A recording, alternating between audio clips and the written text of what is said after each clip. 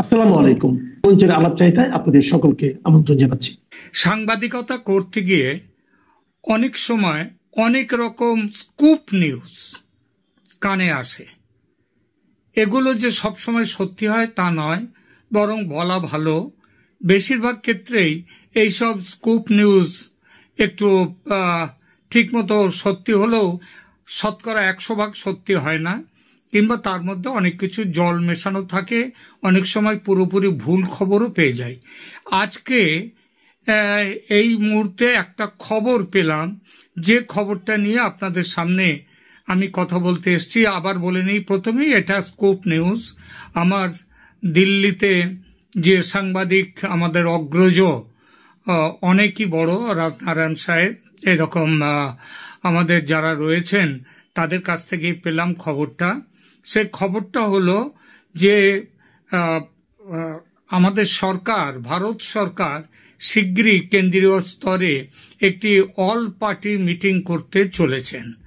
এই all party মিটিংটা করতে যাওয়ার অন্যতম কারণ কি, এ ব্যাপারে অবশ্য 2-3 রকম খবর আমি পেয়েছি।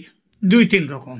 যেমন একজন বললেন যে এই খবরটা হচ্ছে ভারত আবার এটা আমাদের যে অপারেশন সিন্দুর হয়েছিল তার পরবর্তী সময়ে আপনারা জানেন যে গত পরশুদিন মায়ানমারে, সেখানটায় যে উলফা বা আলফা যেটাই বলুন, তাদের যে ইন্ডিপেন্ডেন্ট, তাদের এতে সন্ত্রাসী ঘাঁটিতে আক্রমণ করেছে। NSCN-K, যেটা নাগাদের জঙ্গি সংগঠন, তাদেরও মায়ানমার বাংলাদেশের বর্ডারে, এমনকি মায়ানমারের অনেকটা ভেতরেও ঢুকে পরবর্তী সময় কালকে পরশুদিন গত 2 দিন ধরে মাঝে মাঝে সেখানে ড্রোন অ্যাটাক হয়েছে, মিসাইল অ্যাটাক হয়েছে।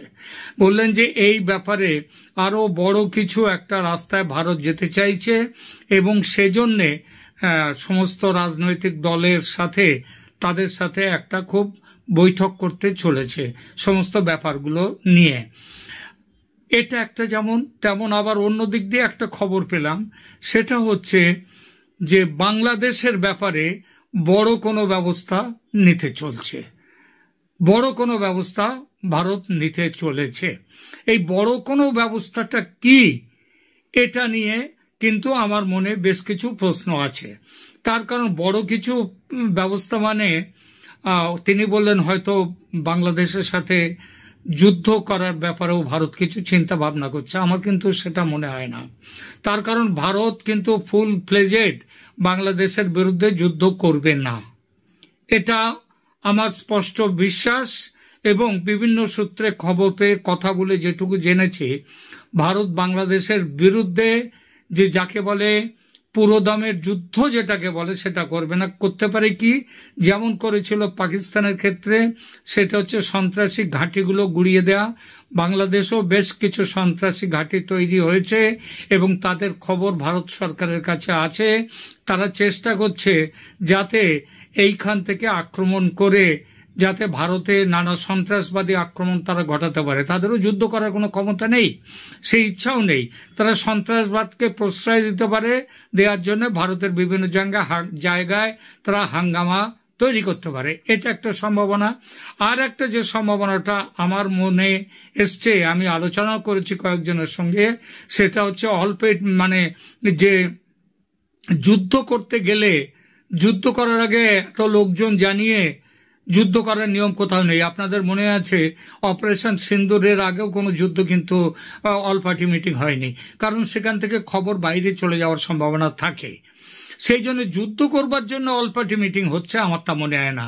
আমার অল পার্টি মিটিং হওয়ার যে একটা বড় কারণ, লাস্ট একটা গত বছর আগস্টে একটা অল পার্টি মিটিং হয়েছিল, যেটা হচ্ছে আমাদের বাংলাদেশের যে তৎকালীন প্রধানমন্ত্রী শেখ হাসিনা ভারতে চলে আসবার পর, তিনি ভারতে যখনই চলে এলেন তারপরে অল পার্টি মিটিং একটা হয়েছিল এবং সেখানে ভারতে তাকে আশ্রয় দেওয়ার এবং তার ব্যাপারে সমস্ত ব্যাপার নিয়ে সেখানে আলোচনা হয়। সবাই সেখানে মতামত দেয়। ভারত সরকারের যে ব্যবস্থা নিয়েছিল সেই ব্যবস্থাকে তারাও সমর্থন জানায়। এবারও আমার মনে হয় যে আমাদের এশিয়া, সাউথ এশিয়া এবং বিশেষ করে এই বাংলাদেশ, মায়ানমার ইত্যাদি এই যে অঞ্চল জুড়ে ভারত, পাকিস্তান অবশ্য সাউথ, এই অঞ্চল জুড়ে যে একটা বড় জিওপলিটিক্যাল একটা ডেভেলপমেন্ট হচ্ছে, সেই ডেভেলপমেন্টের জন্য আমার মনে হয় ভারত এমন কিছু করতে চলেছে যার জন্য সরকারের তরফ থেকে অল পার্টি মিটিং ডেকে সেখানটায় করা হয়েছে। আমার দৃঢ় ধারণা যেমন শেখ হাসিনা আসবার আগে, শেখ হাসিনা মানে ভারতে আসবার পরেই যেভাবে অল পার্টি মিটিং হয়েছিল, এবার আমার কেন জানি না মনে হচ্ছে যে অল পার্টি মিটিং এবার হচ্ছে সেটা বাংলাদেশে শেখ হাসিনা আবার ফিরে চলে যাবেন, তার জন্যেই যেহেতু তাকে এখানে আশ্রয় দেওয়া হয়েছিল ইত্যাদি সমস্ত ব্যাপারটা, সেটা ওখান থেকে বাংলাদেশ থেকে তারা নিয়ে এসেছিল শেখ হাসিনাকে আর্মি বিমানে করে, তাদের সেনা বিমানে করে নিয়ে এসেছিল। কিন্তু এবার এখানে ভারত কিভাবে পাঠাবে সেই ব্যাপারে, কারণ তখন তো তিনি এসে গেছেন, তাকে রাখা হয়েছিল, কিন্তু এখন তিনি যে ফিরে যাবেন এই যাওয়াটার ব্যাপারে সমস্ত সাংসদদের এবং সমস্ত দলের মতামত নেওয়ার জন্যই এই মিটিংটা হচ্ছে বলে আমার ধারণা। আর কারণ এখানে একটা জিনিস মনে রাখতে হবে যে ইউনূসের বিদায়, যেমন আজকেও আমি একটা কিছুক্ষণ আগে একটা ভিডিও দিয়েছি, সেই ভিডিওতে স্পষ্ট করে বলেছি যে আমেরিকা ইউনূসের মাথার থেকে হাত তুলে নিচ্ছে। আমেরিকা মানে ট্রাম্পের আমেরিকা।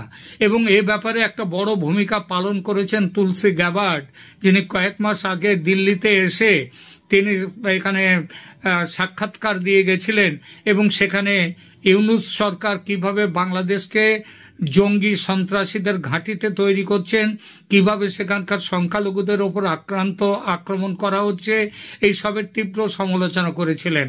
এবং তারপরে অদ্ভুতভাবে দেখা গিয়েছিল যে আমেরিকা হঠাৎই চুপ মেরে গিয়েছিল। হঠাৎই চুপ মেরে যাওয়ার কারণ হচ্ছে মায়ানমারের ওই যে রেয়ার আর্থ ম্যাটেরিয়ালস যেগুলো খুবই দামি, সেগুলো নেয়ার জন্যে তারা মিয়ানমারের উপরে আক্রমণ চালিয়েছিল। এই আক্রমণটা চালাবার প্রথম ছিল, আপনাদের মনে আছে যে বার্মা অ্যাক্ট নামে অ্যাক্ট করেছিল বাইডেনের সরকার, এবং সেখানে মিয়ানমারের যে এখন আর্মি জুন্টা সরকার আছে তার বিরুদ্ধে ব্যবস্থা নেওয়ার অনেক ব্যবস্থা করেছিল, স্যাংশন দিয়েছিল।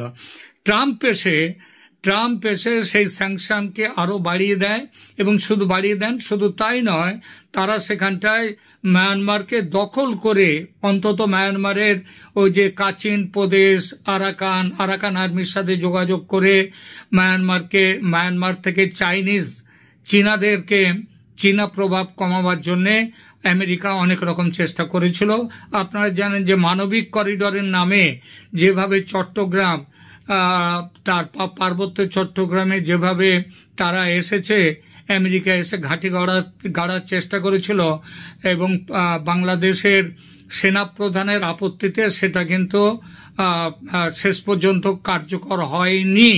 সেটা আপাতত যা খবর পেয়েছি সেটা হচ্ছে আমেরিকার প্রশাসন আপাতত সেই যে ছিল মানবিক করিডোরের নামে ওখানে সৈন্য ঘাঁটি স্থাপনের প্রচেষ্টার থেকে পিছিয়ে গেছে। এখন এই অবস্থায় অর্থাৎ ইউনূসের ওপরে আর আমেরিকার ভরসা করার কোনো জায়গা নেই, ভরসা করার কোনো কারণও নেই। এবং তার জন্যে এখন যেটা চেষ্টা হচ্ছে সেটা হচ্ছে শেখ হাসিনাকে আবার প্রধানমন্ত্রী হিসাবে তার দেশে ফিরিয়ে নিয়ে যাওয়া। এবং এই ফিরিয়ে নিয়ে যাওয়ার আগে ভারত সরকার তারা অল পার্টি একটা মিটিং ডাকছেন। এখনো দিনক্ষণের ব্যাপারটা আমি জানতে পারিনি, তবে দু একদিনের মধ্যেই সে মিটিং হবে, এবং সেই মিটিং এর দিনক্ষণ জানলেই এবং সেখানে কি আলোচনা তার কিছু না কিছু খবর পাবই। সেই খবর পেলে আপনাদের সামনে সেটা জানাবো। আপাতত যা মনে হচ্ছে তাতে খুব শিগগিরই শেখ হাসিনা তার দিল্লির পাট চুকিয়ে তিনি বাংলাদেশে তিনি রওনা দেবেন। এবং এই রওনা দেওয়ার জন্যে যে প্রস্তাবগুলো এসেছে যে কিভাবে তিনি বাংলাদেশের সেনাবাহিনী তার সাথে ভারতীয় সেনাবাহিনীরও ইতিমধ্যে যোগাযোগ হয়ে গেছে। আজকে যে সেনাপ্রধান ওয়াকারুজ্জামান বিভিন্নভাবে আমেরিকার বিরোধী কাজ করবার কথা বলছেন, সে কথার পেছনেও এটাও একটা বড় কারণ যে ভারতীয় সেনার সাথেও তার কথা হয়ে গেছে। এবং কিভাবে শেখ হাসিনা এই মুহূর্তে, সেগুলো তার পুরো ডিটেলস আমি পাইনি, সুতরাং এই ব্যাপারে কল্পনার আশ্রয় আমি নিতে চাইছি না। আমি শুধু এটাই বলতে চাইছি, খুব শিগগিরই শেখ হাসিনা দেশে ফিরবেন, এবং ফিরবেন তিনি প্রধানমন্ত্রী হিসেবে। প্রধানমন্ত্রী হিসেবে ফেরা মানে কি তাহলে কি আর কোনো ভোট হবে না এর পরেই? না, সে ব্যাপারেও একটা কথা সেটাও শুনতে পাচ্ছি, সেটা হচ্ছে শেখ হাসিনার আওয়ামী লীগ, যে তারা এখন দেশের সব থেকে বড় রাজনৈতিক দল, এবং সেই দলের পেছনে যে বাংলাদেশের সমস্ত মানুষের, বেশিরভাগ মানুষের, অধিকাংশ মানুষের, সংখ্যাগরিষ্ঠ মানুষের সমর্থন যে সেই দলের পেছনে আছে, সেটা প্রমাণ করবার জন্যে আগামী অন্তত 6 মাসের মধ্যে হয়তো ভোটের মুখোমুখি হতে পারেন শেখ হাসিনা, এবং সেই ভোটটা হবে কিন্তু আন্তর্জাতিক নজরদারির মধ্যে। এই অবধি এখন ঠিক, এখন দেখা যাক পরবর্তী সংবাদে আবার কি আসে, কারণ আমরা যখনই যে সংবাদ আসবে আমরা আপনাদেরকে সেটা জানাবো। এখনকার মতো এখানেই রাখছি।